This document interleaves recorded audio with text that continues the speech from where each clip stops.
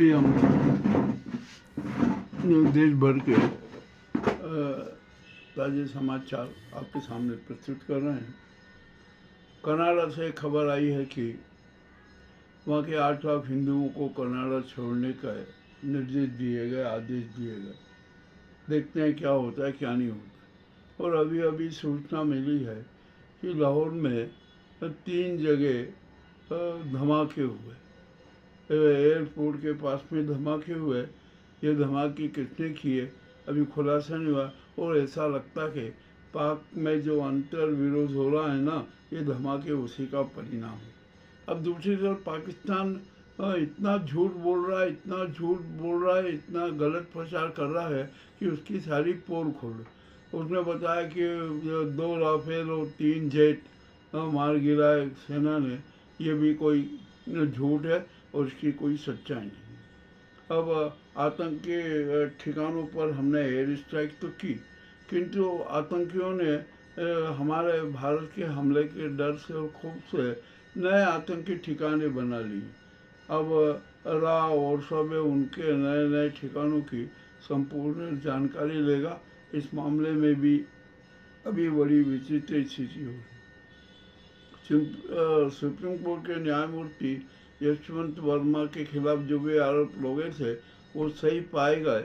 हालांकि वर्मा बार बार नकारा करते रहे, किंतु वे आरोप सही पाए गए। समिति ने अपनी रिपोर्ट दे दी।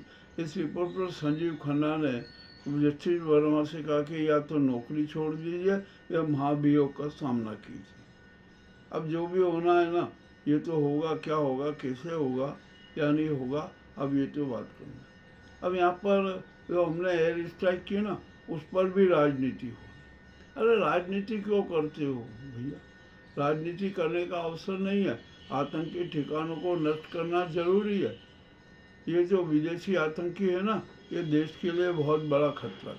आइए दूसरी बात हम करते हैं कि भारत में जो स्वदेशी आतंकी भी बहुत सक्रिय हैं, उन पर भी स्ट्राइक होना चाहिए। अब तो सेना को उन पर भी स्ट्राइक करना पड़ेगा। जो स्वदेशी आतंकी है ना, इनको सबको जेल में डालना पड़ेगा। और जो उनके जो चम्मच है ना, जो इस देश को तबाह करना चाहते हैं, सनातन धर्म पर हमला करते हैं, उन पर भी कठोर कार्रवाई करना चाहिए। अब यहाँ पर बड़े बड़े विचित्र बात आ सामने। अब तो ऐसा लगता है कि पाकिस्तान में पंजाब राष्ट्र बनेगा, सिंध राष्ट्र बनेगा और बलूच राष्ट्र बनेगा। अब पाकिस्तान छिन्न भिन्न होगा। अब पाकिस्तान गोलाबारी कर रहा है, हमारा एक जवान शहीद भी हुआ है रक्षा करते करते। अब ये क्या स्थिति बन रही है, कुछ अभी कह नहीं सकते। अब यहाँ पर हम जो युद्ध है ना, अब भारत पाकिस्तान से युद्ध नहीं करेगा और करना भी नहीं चाहिए। ये तो मच्छरों को मारने के लिए तोप चला दी जाए, उचित नहीं है। चलिए ठीक है। और अब अभी अभी समाचार आया है कि उत्तराखंड, पंजाब और अन्य क्षेत्रों के बांधों की चौकसी बढ़ा दी गई। और बढ़ाना भी चाहिए, क्योंकि बौखलाहट में पाक है ना, बांधों पर अटैक कर सकता है। तो इसके लिए चौकसी बढ़ाना पड़ेगी, उनकी खड़ी कठोर निगरानी रखना पड़ेगी। हम तो पहले से ये कह रहे हैं कि पाकिस्तान है ना, बौखलाहट में हमारे बांधों को निशाना बनाएगा, जिससे ये जल क्रांति हो जाए। अब तो उनकी कड़ी सुरक्षा की जरूरत है। ये भी बात है, हमने लिया। अब सेना को है ना, एक बहुत ही शक्ति का रुख अपनाना पड़ेगा। उसको है ना, जो ये कैबिनेट है, ये है, उनको अपने कार्रवाई की सूचना देने की कोई ज़रूरत नहीं है। जो कार्रवाई आप कर रहे, सेना कर रहे हो, करती रहे। और भारत की 147 करोड़ जनता सेना के साथ। अब यहाँ पर हमारा समूचा विपक्ष भी सरकार के और सेना के जो परिणाम आए ना, उनके पक्ष में और सेना की प्रशंसा कर। अब ये हम यहाँ पर एक भविष्य में क्या होगा कि जो अभी ये एयर स्ट्राइक हुई है, ये जो हमले हुए हैं ना, इसका राजनीतिक लाभ लेने के लिए ये नाजी गैंग पूरा प्रयास करो भाई। जनता को तो सब पता है असली क्या।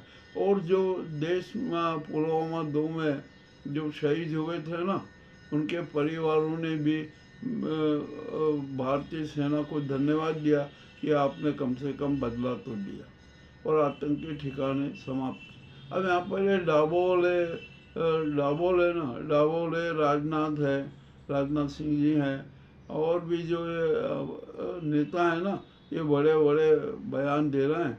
अरे दीजिए, बयान देने से क्या होता है? शौर्य तो सेना ने किया और आप प्रशंसा अपनी कर रहे हो, ये भी गलत है। आप तो सेना की प्रशंसा कीजिए, अपनी प्रशंसा छोड़ दीजिए। अभी मोदी का बयान आया कि अब चंद्रयान पर भारतीय यात्रियों के पदों के निशान होंगे। अरे भैया, आप क्या है, वहाँ पर तो कितने ही हो गए हैं, अब इसमें कौन सी नई बात आप कह रहे हो? तो वहाँ चंद्रयान को, यानी जनता को किसी भी तरीके से मूर्ख बनाना, रोजाना नए नए नए नए जुमले न दे दें। अब यहाँ पर हम मध्य प्रदेश की बात करें तो मध्य प्रदेश में भी विचित्र स्थिति बनी हुई है। अनचाही वर्षा से अनेक प्रकार के नुकसान हुए। और अभी आज ही एक समाचार आया कि अब आंगनबाड़ियों में है ना, बच्चों को पौष्टिक आहार और दूध भी दिया जाएगा, जो अभी तक नहीं दिया जाता था। अब उसको भी सुधार करना है, अच्छा है, बढ़िया कदम है। और मध्य प्रदेश भाजपा में है ना, बड़ा शीत युद्ध चल रहा है, और इस शीत युद्ध का क्या परिणाम होगा अभी कहना कठिन है। हम मध्य प्रदेश के डीजीपी मकवाना जी से भी एक अनुरोध करते हैं कि एक दिल्ली की बेबस माँ ने आपके यहाँ भी आवेदन दिए हैं, वेरागढ़ पुलिस में भी आवेदन दिए हैं कि उनका 22 वर्षीय बालक 4 साल से लापता के उसकी खोज की जाए, वो जिंदा है या मृत है उसकी सूचना उनको दी जाए। किंतु बेरागढ़ पुलिस ने आज तक कोई इस पर जवाब नहीं दिया। सिर्फ एक ही उनके पास में जवाब है कि जांच चल रही है, जांच चल रही है, जांच चल रही है। मानव अधिकार में भी मामला गया था, जब उन्होंने जवाब मांगा तो बेरागढ़ पुलिस ने यही जवाब दिया कि जांच चल रही है, जांच चल रही है। और मामला बड़ा रोचक है। जो बच्चा गायब हुआ है ना, उसने अपनी मौसी को सूचना दी थी कि मेरे साथ यहाँ पर मारपीट हुई है और मेरा बुरा हाल है। और उसके बाद से 4 साल में आज तक उसका न तो फ़ोन आ रहा है, न कोई सूचना आ रही है। अब 22 साल का युवक है, वो तो निश्चय ही यदि जिंदा होता ना तो वो कहीं किसी के भी फ़ोन से कुछ सूचना देता, किंतु उसके किसी प्रकार की सूचना नहीं। तो मतलब यहाँ पर ऐसा लगता है कि ये कोई शातिर ढंग से हत्या की गई। हत्या के कारण क्या होते हैं, क्या नहीं हो सकते हैं, ये काम अब डीजीपी की टीम को खोजना है। हमने जो उस बेबस माँ का जो वीडियो वायरल किया ना, और उसके बाद में समाचार किया, उसके बाद में तो डीजीपी को तत्काल कार्रवाई करना चाहिए। उस बेबस माँ ने ना सीएम मोहन यादव से भी अपील की है कि आप इस मामले में हमारी मदद कीजिए, और हो संभव है कि सीएम मोहन यादव डीजीपी को स्पष्ट कहें कि इस कांड की जांच तुरंत की जाए और मुझे सूचना दी जाए। अब यहाँ पर आइए, हमें सीहोर जिले की उसकी बात करते हैं।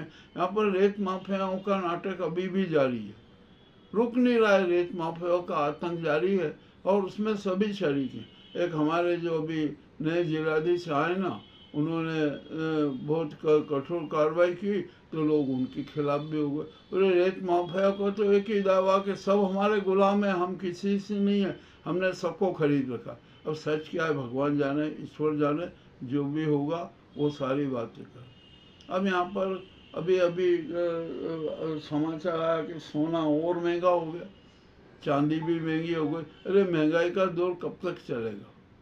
और इजराइल ने आज भारत के पक्ष में एक बयान दिया कि आतंकी जितने भी ठिकाने हैं ना, उनको जल मल से समाप्त करें। अब यहाँ पर अब पाकिस्तान क्या कार्रवाई करेगा, उसकी सैन्य तैयारियाँ क्या है, और वो किस प्रकार की कार्रवाई करने पर योजना बना रहा है, इसकी भी जानकारी जरूरी में होना चाहिए। मामला अति गंभीर है और हम यहाँ पर अब है ना, युद्ध के लिए ब्लैकआउट की जो ट्रेनिंग दी जा रही है ना, वो प्रयोग किया जा रहा है। ठीक है, कीजिए, अच्छा है, करना है सुरक्षा के दृष्टिकोण से।